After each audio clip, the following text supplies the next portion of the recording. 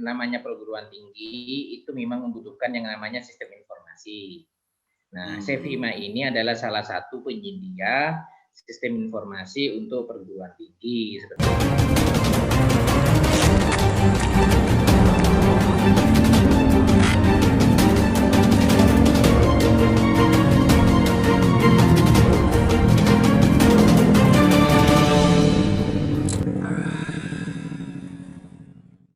Assalamualaikum warahmatullahi wabarakatuh. Kembali berjumpa dengan saya Aliman Haris di acara Sandasan. Pemirsa Sandasan, hari ini kita akan nge-zoom dan membahas tentang masalah per-IT-an di Madura, khususnya di UTM.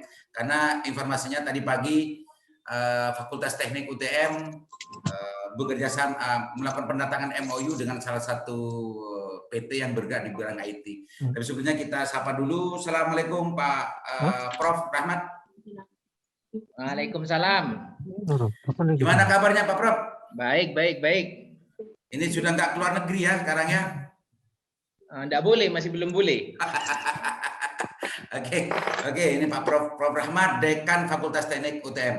Selamat siang Mas Halim. Selamat siang Pak. Salam kenal Mas Halim ya. Salam kenal juga. Mas Halim, biar lebih apa namanya, lebih afdol, kalau istilah saya lebih afdol ya, lebih Mas Halim perkenalkan dong siapa Mas Halim, bagaimana Mas Halim, di mana Mas Halim. Silakan Mas Halim sebelum kita masuk ke pembahasan lebih lanjut. Terima kasih Pak Agus dari Sanrasan ini Pak ya. Sandasan. Perkenalkan, nama saya Halim, CEO dari Cevima. Jadi Cevima ini adalah sebuah perusahaan IT yang fokus di bidang pendidikan. Jadi kita membantu para perguruan tinggi atau universitas dengan memberikan layanan-layanan berbasis IT, Pak. Nah, jadi Cevima ini memang sudah sejak 18 tahun yang lalu berdiri, dan saat ini kita telah bekerja sama dengan lebih dari 500 perguruan tinggi di seluruh Indonesia, dari Aceh sampai Papua gitu. Wow, cuma saya aja yang nggak dengar Cevima ini sudah berkiprah se-Indonesia ya.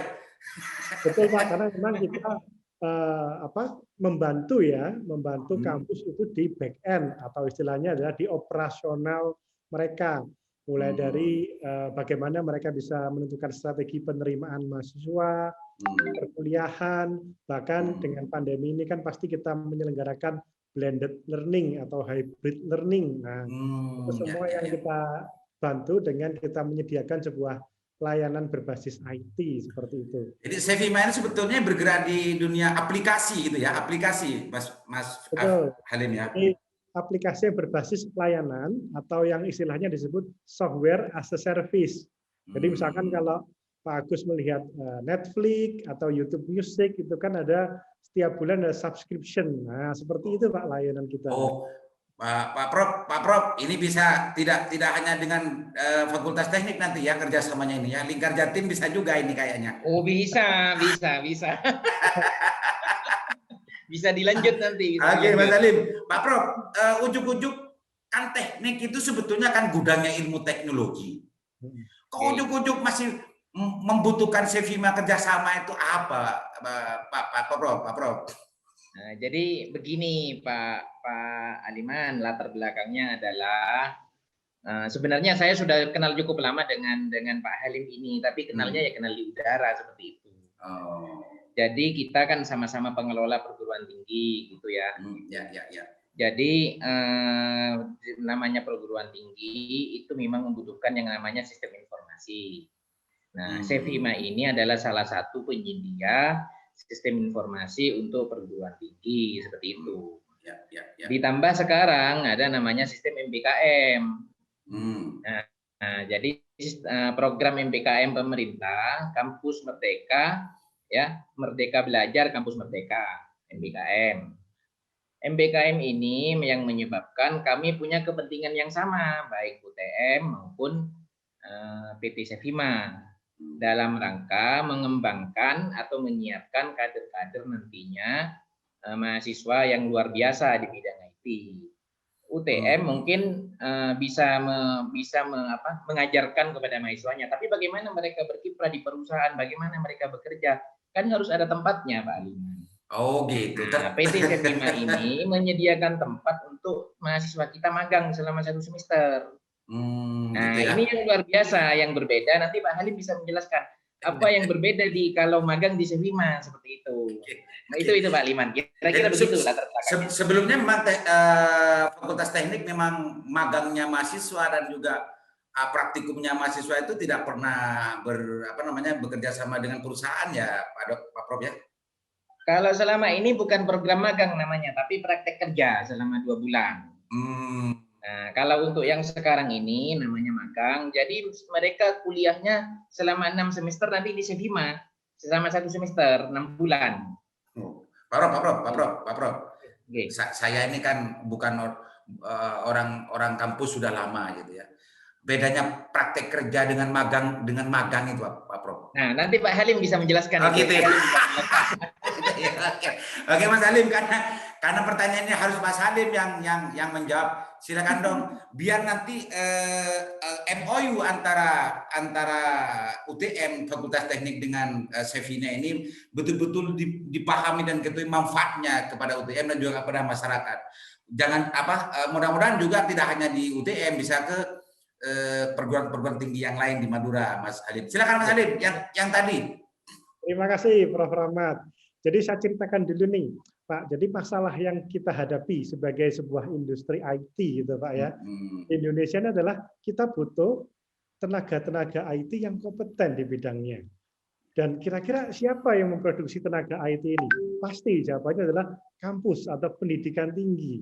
Nah cuman saat ini yang terjadi Pak ya, itu adalah adanya semacam miskoordinasi antara link dan match antara dunia industri seperti Sevima dengan pihak akademisi yang ada di kampus. Ya, misalkan, Pak, kita butuhnya orang yang memiliki kompetensi A, B, C, D, E, sementara kampus mungkin memproduksinya berbeda. Ya kan? Nah, ini yang terjadi.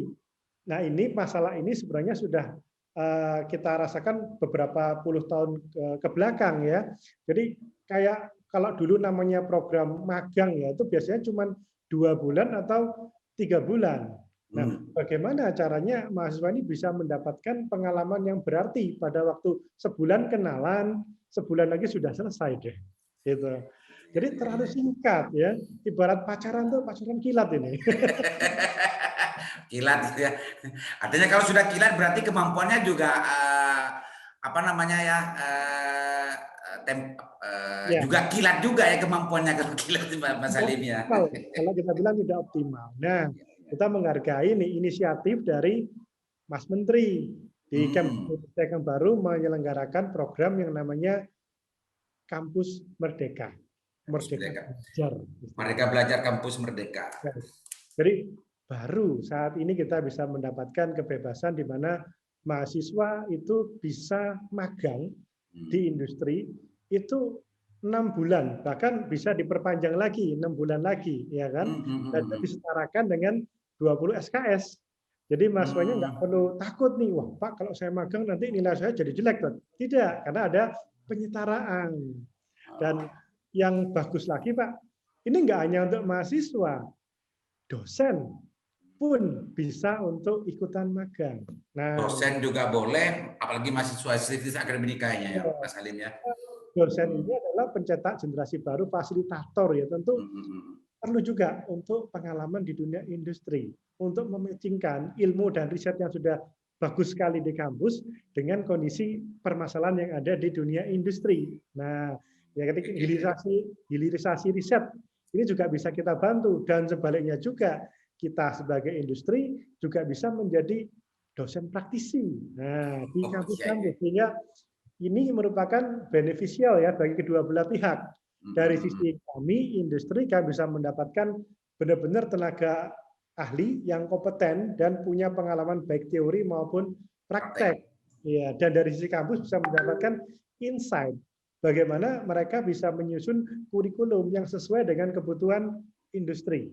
Jadi harapannya nanti ketika program Kampus Merdeka ini berjalan dengan baik, itu tidak ada lagi ya mahasiswa yang habis lulus langsung kerja, nggak ada lagi pengangguran, gitu.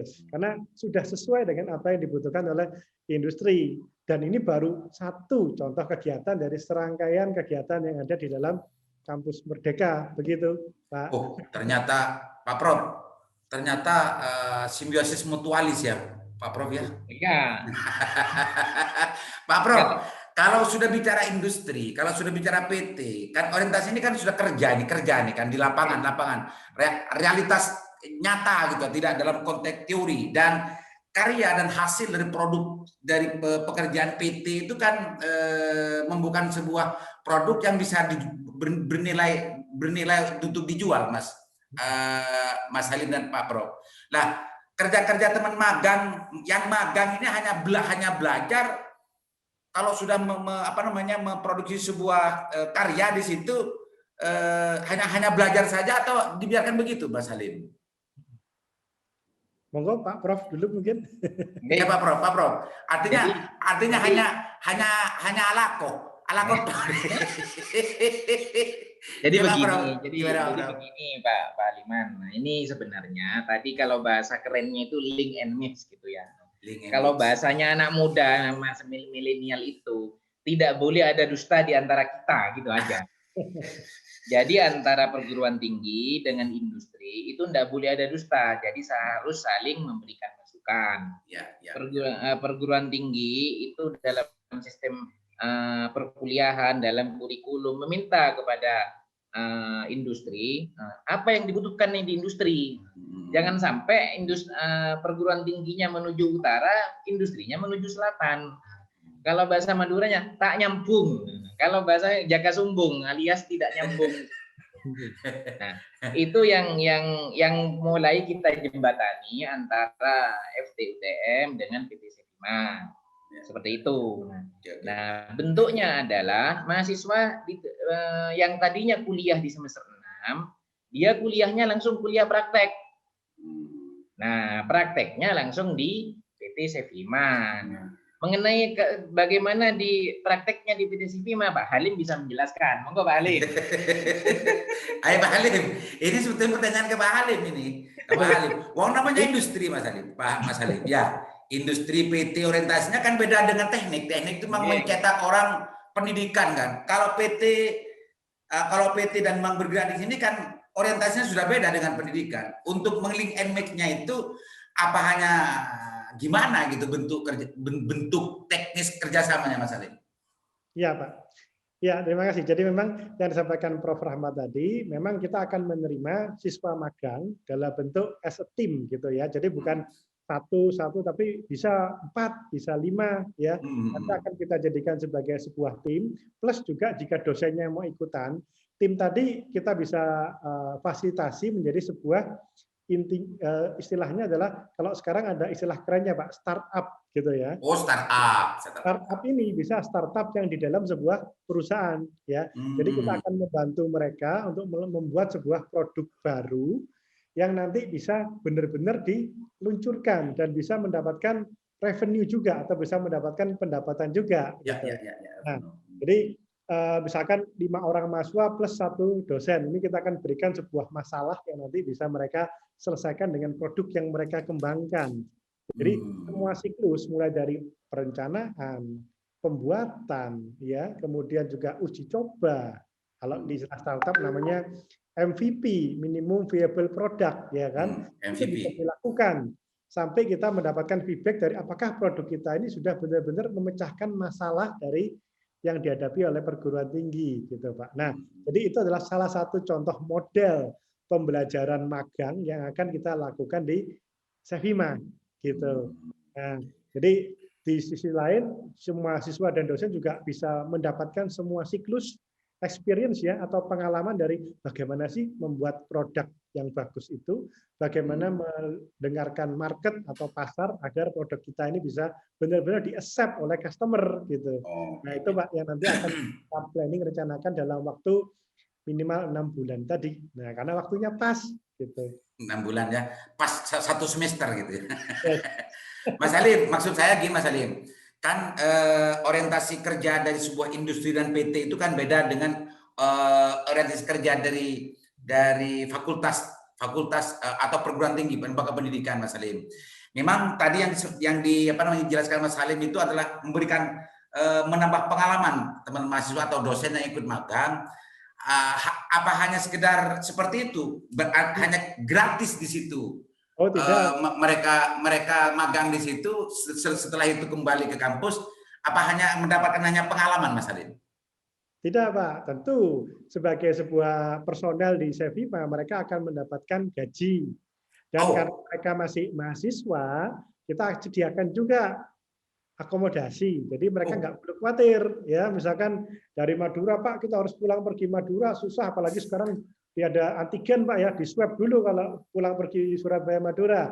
Mereka kita siapkan tempat tinggal di dekat kantor sini. Jadi selain dapat gaji, mereka juga dapat akomodasi dan makan siang juga kita tanggung. Jadi dapat pengalaman dan fasilitas. Bahkan untuk Bapak Ibu dosennya, nah kita bisa tawarkan nih gaji antara 10 sampai 15 juta per bulan. Wah, ini pasti bisa sangat membantu nih, memotivasi ya Bapak Ibu dosen. Nah, itu Pak Prof Rahmat senyum-senyum Mas Halim. Itu yang menarik. Saya mau berhenti jadi dekan aja. Ini luar biasa Sevima memberikan manfaat terhadap UTM dan juga Fakultas Teknik khususnya, juga para mahasiswa. Peluang ini sangat luar biasa dan baru mungkin ya kalau orang teknik mungkin atau Mas Halim mungkin sudah banyak melihat, memperhatikan, menyaksikan masalah ini. Tapi orang-orang UTM sebagian ya atau orang Madura yang bukan teknik, peluang semacam ini belum didengar. Peluang semacam ini belum didengar. Maka nanti Pak Prof Rahmat akan kewalahan mendata mahasiswanya yang mendaftarkan diri magang ke Sevima nanti. Ini kalau begini nih Pak Prof. Gimana nanti Pak Prof untuk menghadapi situasi semacam itu nanti Pak Prof? Jadi kalau di kami itu Pak Aliman di Fakultas Teknik, nah, jadi beda dengan kuliah di Fakultas Hukum seperti itu Pak Aliman. Jadi kalau di Fakultas Teknik itu setiap hari mahasiswa itu sudah dibiasakan demo Pak Aliman. Demo. Nah, demonya tapi bukan turun ke lapangan. Ya. Nah demonya datang kepada dosen, dia untuk mendemokan tugas yang diberikan oleh dosen. Nah, kalau bahasa kerennya proyek yang diberikan oleh dosen. Jadi dalam setiap minggu mahasiswa itu pasti akan datang kepada dosennya, antri untuk demo kepada dosennya masing-masing. Itu sudah menjadi kewajiban, sudah kebiasaan mahasiswa setiap hari seperti itu. Begitu kemudian dia sudah semester 5, semester 6, dia sudah mempunyai sebenarnya bekal yang cukup untuk bekerja. Ya, tinggal dia praktek kalau dulu, kemudian pulang lagi ke kampus untuk nyusun skripsi. Nah sekarang itu diberikan kesempatan. Nah saya Pak PT Sevima ini memberikan kesempatan kepada kita di Fakultas Teknik. Nah juga sudah ada beberapa mahasiswa kita, alumni kita yang bekerja di PT Sevima Pak Alima. Oh gitu, ini mungkin sarannya ya, kenapa kenal dengan Pak Halim segala macam. Nah, kenapa kok Pak Halim kemudian percaya kepada kita, karena ada alumni kita yang sudah kerja di sana. Itu. Nah, maksud saya begini Pak Prof, kalau sebelumnya kan sebelum ditandatangani MOU tadi itu kan kebiasaan mahasiswa yang semester 5 sampai semester 6 itu kan hanya menghadap dosen, mendemonstrasikan proyeknya gitu kan.